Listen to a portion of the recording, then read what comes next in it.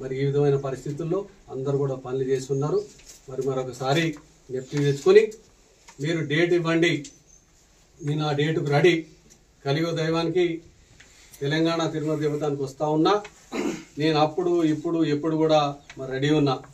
ఒక్క రూపాయి అంటే ఒక్క రూపాయి ఆ ఒక్క నెల తప్ప ఎప్పుడు కూడా ఇసుకలో కానీ మొరంలో కానీ ఏ ఒక్క వ్యక్తి కానీ ఇసుక క్వారీలు నడిపిన వాళ్ళు కానీ మొరం వాళ్ళు కానీ సతీష్ అనే వ్యక్తికి 5 రూపాయలు 5 పైసలు ఇచ్చారని చెప్తే మరి ఏ దానికైనా తయారు. మరి నువ్వు తయారా? తెలంగాణ తిరుమల దేవస్థానంలో మూల విరాటుని ఈ విధంగా ముట్టుకొని తడి బట్టలతోటి ప్రమాణం చేయడానికి. ఆస్తులు నాకు ఇంతే ఉన్నాయని చెప్పాలి. నువ్వు ఏం చెప్తావో నేను అది చెప్తా. నా ఆస్తులు నేను వివరాలతో వాటికి ఇప్పుడు ఈరోజు ఇచ్చేసిన. నీ ఆస్తులు కూడా నీకు ఏం లేవంటున్నావు. 2 ఎకరాల భూమే ఉందంటున్నావు, మరి నీకేం లేదంటున్నావు. నీకు ప్రాజెక్టులు లేవు, నీకు విల్లాసు లేవు, డబ్బులు లేవు, ఫార్చునర్ కారులు లేవు, ఓటర్లు లేవు, ఏమి లేవు నీకు. మరి పైన భగవంతుడు ఉన్నాడు. ఉన్నాయంటే ఉంటాయి, లేవంటే వెళ్ళిపోతాయి, కాలకర్మలో కలిసిపోతారు. జగన్మోహన్ రెడ్డి ఆంధ్రప్రదేశ్ ముఖ్యమంత్రి 5 సంవత్సరాలు అనేక దౌర్జన్యాలు చేయడం జరిగింది. కాలగర్భంలో కలిసిపోయిండు. 175 సీట్లకు 11 సీట్లే వచ్చినాయి. రేపు మనకు జరగబోయేది కూడా అదే. నేను అన్నాడు పేన్ అవ్వడం జరిగింది. నేను ప్రజల్లో ఉన్నా. నేను ఎప్పుడో 2018లోనే నేను నా దైవమైనటువంటి నా మెడలో మరి విఠలేశ్వరుడు అమ్మవారి నేను మాలేసుకున్నా. ఆ రోజు చెప్పిన వారి పాదాల సాక్షిగా నేను ఏ పోస్టు తీసుకోను, నామినేటెడ్ పోస్టుకు రాను, ఎలక్టెడ్ పోస్టుకు రాను, పార్టీ పోస్టు తీసుకున్నది. ఒక సేవకుడుగా ఈ ప్రాంత అభివృద్ధిలో పోచారం శ్రీనివాసరెడ్డి గారు వెన్నంటూ ఉంటానని చెప్పడం జరిగింది. ఆ పాత్ర వహించిన.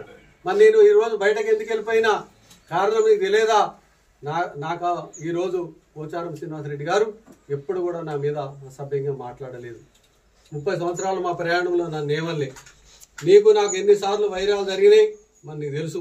నువ్వు ఒక సందర్భంలో నా దగ్గరకు వచ్చినావు. 18వ తారీఖు 5వ నెల 2022 సంవత్సరం మా రెండో అమ్మాయికి కుమారుడు జన్మించడం జరిగింది. గౌరాంష్ వారు ఇయ్యాల బారసాల అంటారు. ఆ కార్యక్రమానికి నువ్వు తెలంగాణ తిరుమల దేవస్థానానికి వచ్చినావు. వచ్చిన తర్వాత మీ శ్రీమతి సోనీ మేడంని తీసుకుని తెల్లారి నిజామాబాదు నా ఇంటికి రావడం జరిగింది. నాకున్న రీతుల్లో నీకు మర్యాద చేసి భోజనం పెట్టినా. కలియుగ దైవం పాదాల సాక్షిగా విఠలు రుక్మిణి అందరి పాదాల సాక్షిగా నువ్వు నాకేమడిగినావు? అన్నా ఇక్కడ ఉన్న వాళ్ళందరినీ కొద్దిగా లోపలికి వెళ్ళిపోమను, నీతో పర్సనల్ మాట్లాడాలన్నావు. చెప్పు బాబు అన్న ఇసుక విషయంలో పదే నువ్వు నాకు అడ్డుగలుగుతున్నావు. నాకున్నది అదొకటే వ్యాపారం అన్న. నేను నీకు 2 చేతులు జోడించిన నాకన్నా చిన్నవాడు. బాబు బదలం అయిపోతున్నావు. 1 ఇయర్లో జనరల్ ఎలక్షన్స్ రాబోతా ఉన్నాయి. ఇప్పటికే చాలా బదలమైన ప్రతి ఒక్కళ్ళు కూడా మన గురించి మీ గురించి మాట్లాడుతుంటే మాకు చాలా బాధ ఉంది. మీ అంచర్లుగా మేము కూడా ఇట్లా ఉన్నాము అంటే మీరు కూడా ఏదైనా చేసిరంటారు. ఇప్పటికి మానుకో, అది వద్దు అని చెప్పడం జరిగింది. మరి ఈ విషయంలో నేను ఈరోజు చెప్తా ఉన్నా. నేను వెంకటేశ్వర స్వామిని ఈ విధంగా ముట్టి చెప్తా. నువ్వు వచ్చి నాకు అడిగింది సాక్ష్యమా నిజమా కాదా అన్న? ఇక్కడ కుదరదు. అప్పటికే నా మనవాళ్ళు వస్తూ ఉన్నారు. మా పెద్దల్లుడు 2-3 సార్లు అటు ఇటు తిరుగుతూ ఉన్నాడు. అన్న సెకండ్ సిట్టింగ్ మనం వేద్దాం, నాకు ఒకసారి ఛాన్స్ ఇవ్వడం జరిగింది. ఇసుక దొంగతనం చేసింది ఎవరు? మొరం అమ్ముకున్నది ఎవరు? రియల్ ఎస్టేట్ వాళ్ళని బెదిరించింది ఎవరు? నేను ఇసుక దొంగనా? నేను మొరం అమ్ముకున్నానా? ఈ ప్రాంత ప్రజానికం నాతో ఉన్నవాళ్ళు కానీ ఈరోజు మీతో ఉన్నవాళ్ళు కానీ భారతీయ జనతా పార్టీలో ఉన్నవాళ్ళు కానీ ఎవరిలోనూ ఒక్కడిని అడగమని. ఈ ప్రాంతంలో అతి సులువుగా మా బీర్కూరు పట్టణంలో మండల హెడ్కోటర్లో 600 నుంచి 1000 రూపాయలకే నేను నాది నడిచినప్పుడు మీ తండ్రి గారు కోరిక మేరకు 1000 రూపాయలకే ట్రాక్టర్కు తీసుకుపోపించిన. ఈ ప్రాంతంలో తిమ్మాపూర్ కానీ బైరాపూర్ కానీ పరిసర ప్రాంతాలందరూ కూడా 1200-1300కే ఇసుక వచ్చింది. ఈరోజు ఏ విధంగా ఉంది? ఇసుక అంటే పాదరసమైంది. 3000-4000 పెడితే దొరకని పరిస్థితి. నేను ఆ రోజే అన్నా, మన ప్రాంతంలో అభివృద్ధి కొరకు ప్రభుత్వం ద్వారా 2 BHK సార్ ఇండ్లు తెచ్చారు.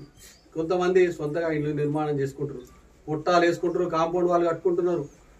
ప్రైవేట్ వాళ్ళకి కానీ ప్రభుత్వం ద్వారా కానీ తక్కువ రేటుకి ఇసుక పోవాలనేది నా సిద్ధాంతం. బాన్సోడ పట్టణం మహాపట్టణంగా అవుతా ఉంది. అది డివిజన్. ఏదో ఒక రోజు మరి సారు జిల్లా కూడా చేస్తారేమో. బాన్సోడ పట్టణానికి అతి తక్కువ రేట్లో ఇసుక పోవాలనేది నా అభిప్రాయం. మరి ఆ రోజు శ్యాంప్రసాద్ లాల్ ఆర్డీఓ గారు ఉండే, మరి వారి ముందు భోగోల్ అప్పారావు గారి ఇంట్లో డిస్కస్ చేయడం జరిగింది. సార్ ఉన్నారు, హరీష్ రావు గారు పని ఉందని వెళ్ళిపోయారు. ఇసుక పాదరసం కాదు సార్, ఈ ప్రాంతంలో తక్కువ రేటు పోవాలని చెప్పడం జరిగింది. మేము ఇసుక ఈ ప్రాంతంలో ఉన్న వాళ్ళకి తక్కువ రేటు పోవాలంటే ఇసుక ఎక్కడికి పోయింది? మరి ఈరోజు బైరాపూర్లోకి 2 సోదరులు నీ ఎమ్మటి ఉన్నారు. నేను కాలినడకన మరి పండర్పూర్ పోయినా. నేను పండర్పూర్ పోయేటప్పుడు సోదరుడు కుప్పల గంగాధర్ గారు, ఆనంద్ గారు కరంజి అనే ఊరు, కర్ణాటక తెలంగాణకు బార్డర్లో ఊరుంటే అక్కడ మేము భోజనం కోసం ఆగినప్పుడు నేను అన్నా, గ్రామ సర్పంచ్ గారిని పెద్దలను అడిగిన, అయ్యా మరి కర్ణాటకలో 2 ప్రభుత్వాలు మీదే ఉంది, రాష్ట్ర ప్రభుత్వం మీదే, కేంద్ర ప్రభుత్వం మీదే, మరి ఎందుకు ఈ రోడ్లు ఈ విధంగా ఉన్నాయని అడగడం జరిగింది. దానికి ఒకటే సమాధానం చెప్పారు. ఇప్పుడు మీ ఎమ్మటి ఉన్నారు బైరాపూర్లో 2 పెద్దలు, నన్ను వదిలి మీ ఎమ్మటి ఉన్నారు, మంచిది. అది మీ భాస్కర్ రెడ్డిని అడుగు, జూకల్ ఎమ్మెల్యే హనుమంత్ రెడ్డిని అడుగు అని చెప్పడం ఇది నిజం కాదా? మరి ప్రమాణపూర్తిగా నేను తెలియజేస్తా ఉన్నా. అంటే మన ట్రాక్ రికార్డ్ పక్క రాష్ట్రాలకు కూడా పోయిందని నేను తెలియజేస్తా ఉన్నా. నువ్వు తప్పు చేసి ఇది ఎట్లుందంటే దొంగ అని, దొంగెవరు దొరెవరు ఈ ప్రాంత ప్రజలందరికీ కూడా తెలుసు. దమ్ము ధైర్యం ఉంటే ఆల్రెడీ ఇప్పటికే నేను ఒకసారి బైరాపూర్ ఆంజనేయ స్వామి మందిరంలోకి వెళ్ళి మూల విరాటుని ముట్టుకున్న వ్యక్తిని. అసలు సహజంగా తెలంగాణలో కానీ మన ప్రాంతంలో ఎవరైనా ఒక గుడి ఎక్కాలంటేనే దడుస్తారు. నేను గర్భగుడిలో పోయి మూల విరాట్ని ముట్టుకున్నా. మరి ఏ రోజైనా ఎప్పుడైనా డబ్బు సంపాదించాలనే ఆపేక్ష లేదు. ఎంత మటుకి మీరు